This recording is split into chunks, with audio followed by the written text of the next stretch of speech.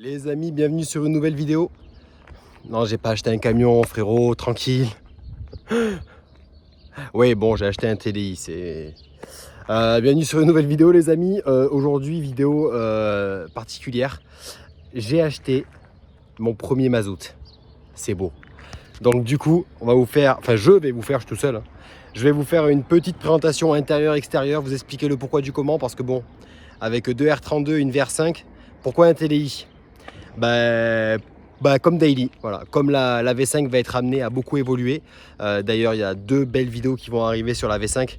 Il y aura une transformation complète de la voiture. Ça va être méchant, la préparation qu'il va y avoir sur la V5. Là, je vais vous faire la présentation de ma TDI et ainsi que vous expliquer tout ce qui va être fait dessus. Voilà, tout simplement. C'est parti. Alors du coup, la voici les amis. Bon mais voilà, classique, mais d'un côté quand même sympathique. On est donc sur une Golf 4 TDI 150 chevaux, donc en code moteur ARL, le fameux.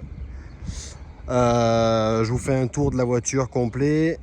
Donc on est sur un gris silver.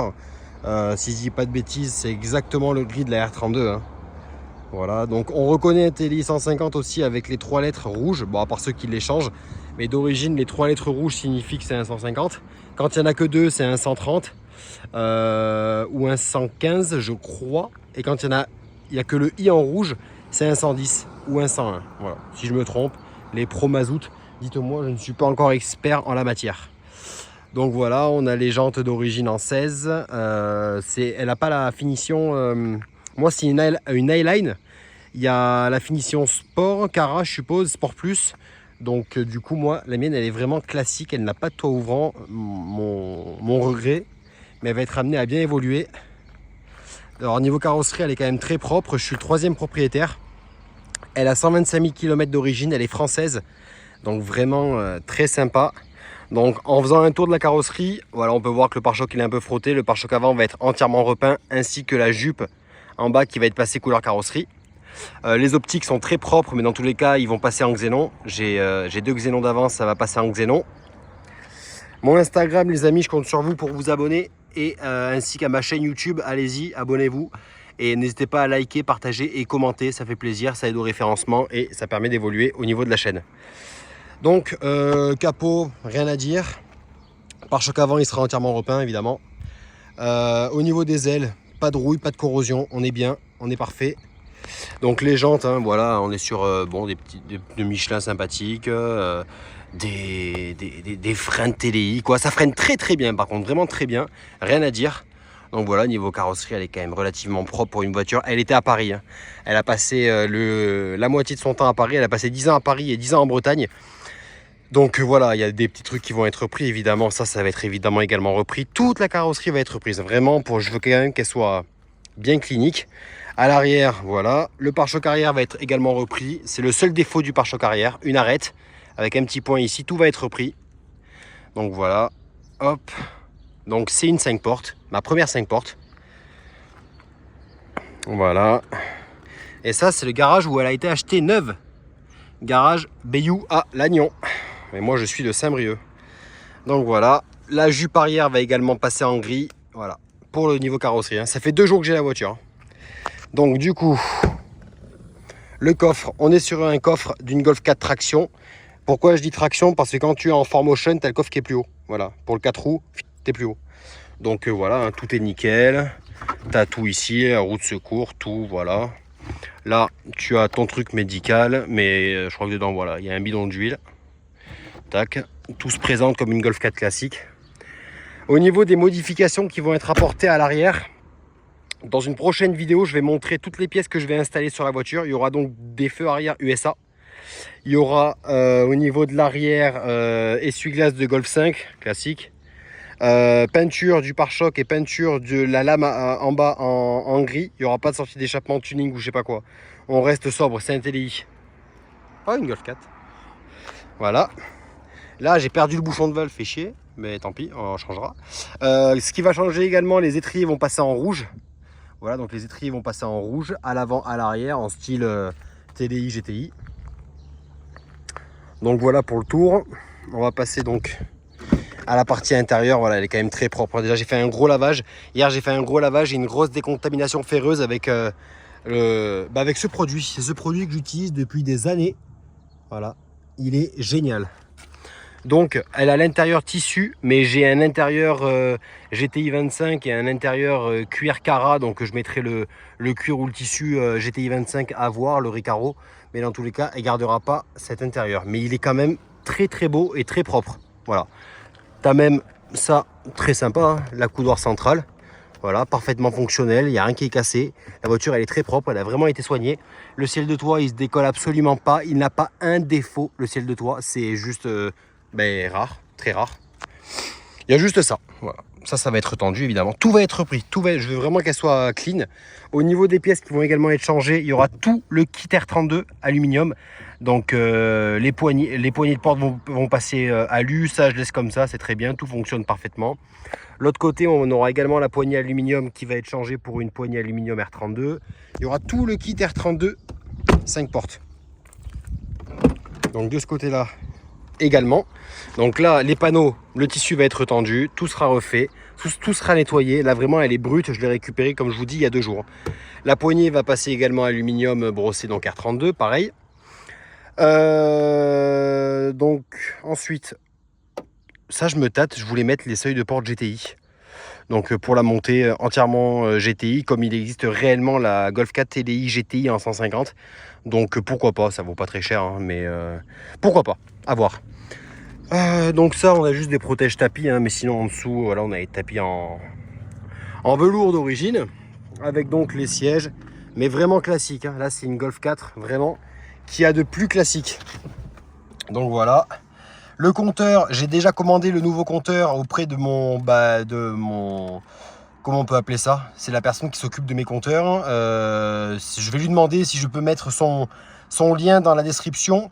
C'est un gars en France, dans le sud de la France, dans le sud-ouest, qui fait plein de compteurs. Il est vraiment spécialisé là-dedans. Et c'est lui qui m'a fait les compteurs de ma R32, le déblocage des options, le balayage des aiguilles, qui m'a monté le compteur GTI dans ma VR5, il me fait tous mes compteurs. Et donc celui-ci va être changé. Donc on va bien évidemment garder le kilométrage normal, hein. On ne change pas rien le kilométrage ou quoi que ce soit.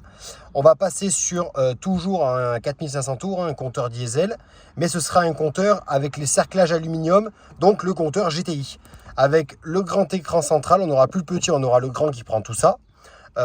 Tout sera beaucoup plus joli, hein. Ce sera GTI, on aura le balayage des aiguilles quand on mettra le contact, on aura l'autonomie de carburant, on aura les aiguilles allumées en permanence. Voilà, ce sera beaucoup plus joli. Donc celle-ci, elle a la clim automatique, elle a le chargeur 6CD, tout le contour va être donc en aluminium brossé, donc de la R32, le porte-gobelet sera aluminium, tous les baguettes latérales, comme je fais d'habitude, hein. L'entourage de clim, la prise OBD. Les aérateurs R32, ils arrivent dans 2 jours. Le tableau de bord, à voir si je garde celui-ci ou si je monte un tableau de bord R32. T'as pas la trappe et ici c'est surpiqué, c'est beaucoup plus joli. Le volant, on va garder celui-ci, c'est un cuir 3 branches, il me va très bien. Elle n'a pas le régulateur, il sera installé dans 1 semaine en même temps que le compteur. C'est la même personne qui m'installe le régulateur de vitesse complet. Donc on change le commodo, faisceau, câblage, codage, etc. Donc j'aurai le régulateur de vitesse. Les xélons seront installés, il manquera que le taux ouvrant. C'est pas grave, on peut aussi le faire mais je le ferai pas. Là, je crois que je l'ai là, voilà. Il y aura donc un levier de vitesse boîte 6, donc Airline. C'est un levier d'R32 que j'avais en stock. Bon, c'est pas une 4 motion, mais bon, il est quand même bien mieux. Donc, je mettrai celui-ci. Et je vais refaire le lettrage en peinture. Je vais refaire le lettrage noir autour. Voilà. Donc, mis à part ça, voilà, elle est clean, elle est propre. Il faut juste nettoyer un petit peu, mais sinon, elle est vraiment très, très clean. Chose qui est forcément hallucinant comparé à mes R32, si je puis dire. Putain, j'ai chaud. Ce qui m'a le plus choqué forcément, c'est la consommation. Moi qui suis habitué à rouler en essence avec des gros essences, j'ai toujours été habitué à avoir des caisses qui font du 10, 12, 13, 14 litres au 100. Et là, de me retrouver avec ça, ça m'a fait quand même bizarre au début. Là, par exemple, j'ai déjà fait 750 km depuis que j'ai acheté la voiture en 2 ou 3 jours. 3 jours. J'ai une consommation moyenne de 5 litres en combinant ville, autoroute, départementale. 5 litres ou 5 litres 2. Donc c'est dérisoire quoi, c'est vraiment que dalle.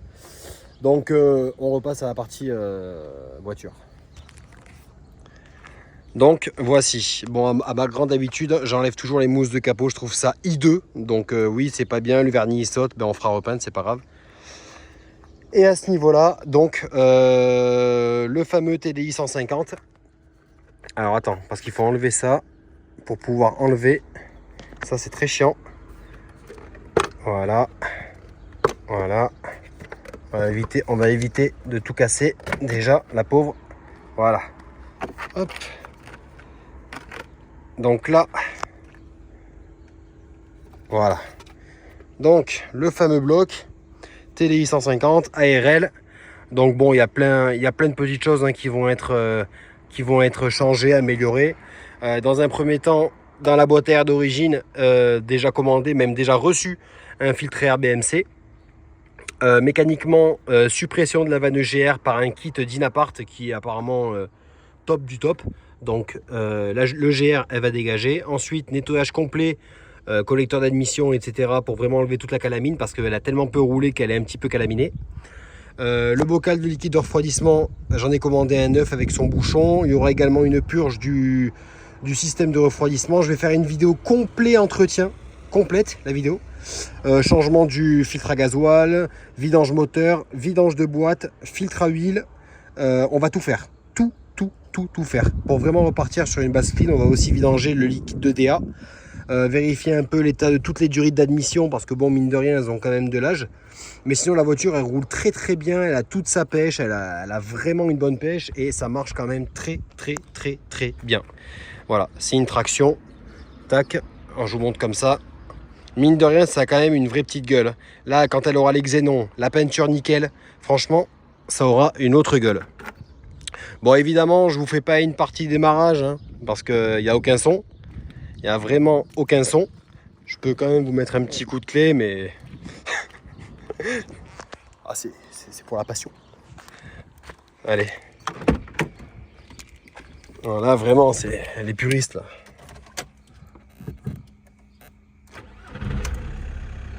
Voilà.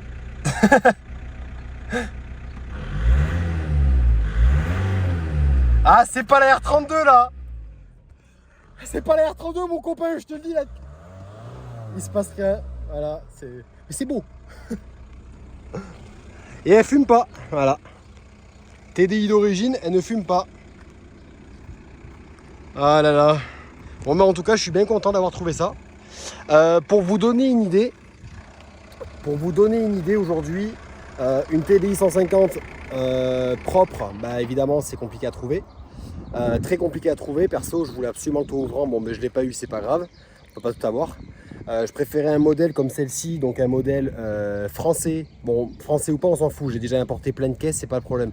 Un modèle français, un modèle qui a été entièrement suivi, un modèle qui a toutes ses factures, qui a tout son historique, qui est pas rouillé, où la peinture elle est très propre. J'ai seulement 2 pare-chocs à refaire. Waouh, la voiture elle a 22 ans. Elle est nickel. Franchement, je préfère ça que en acheter une qui a 300 000 avec un toit ouvrant et complètement sucé quoi. Donc bon, aujourd'hui une TDI 150, on va dire avec moins de 200 000 parce que déjà en trouver une qui a moins de 150 000, c'est le bout du monde. En trouver une qui a moins de 200 000 en TDI 150, il faut au moins compter 5 000 balles, voilà, facilement. Si elle a le toit ouvrant, qu'elle est bien équipée, qu'elle a les xénons ou pas, mais au moins le toit ouvrant, tout ça, une belle couleur, pas rouillé surtout, parce que ça peut vite coûter cher. Ah, vous comptez entre 5 et 6 000 euros, pour un TDI 150 je parle. Et alors si vous trouvez un 4Motion avec les xénons, tout, full option, le toit ouvrant et tout, et pas trop de bornes et bien entretenu, on peut même aller un tout petit peu au-delà de 7 000 euros je pense, vraiment. Donc bah écoutez, moi en tout cas ça m'a plu de vous faire cette petite vidéo, je pense que c'était assez inattendu. Il me tarde de vous faire la prochaine vidéo. La prochaine vidéo ça va être sur celle-ci, où on va faire l'entretien complet en vidéo. Alors, il y en a forcément qui savent faire évidemment, mais à mon avis ceux qui vont la regarder ce sont ceux qui ne savent pas faire, donc c'est logique. Où on va faire donc vidange moteur, vidange de boîte, filtre à huile, filtre à gasoil, remplacement du bocal de liquide de refroidissement, remplacement du liquide de refroidissement, du liquide de DA et montage du filtre BMC et le filtre à habitacle. Et là, on repartira sur du neuf, vraiment. Voilà les amis. Écoutez, c'était court, j'espère que ça vous a plu. Surtout abonnez-vous si vous voulez. Un petit like, ça fait plaisir. Et moi, je vous dis à très bientôt pour une nouvelle vidéo. Et vous inquiétez pas, la vidéo sur le comparatif de mes deux R32 arrivera très vite. Bisous les amis.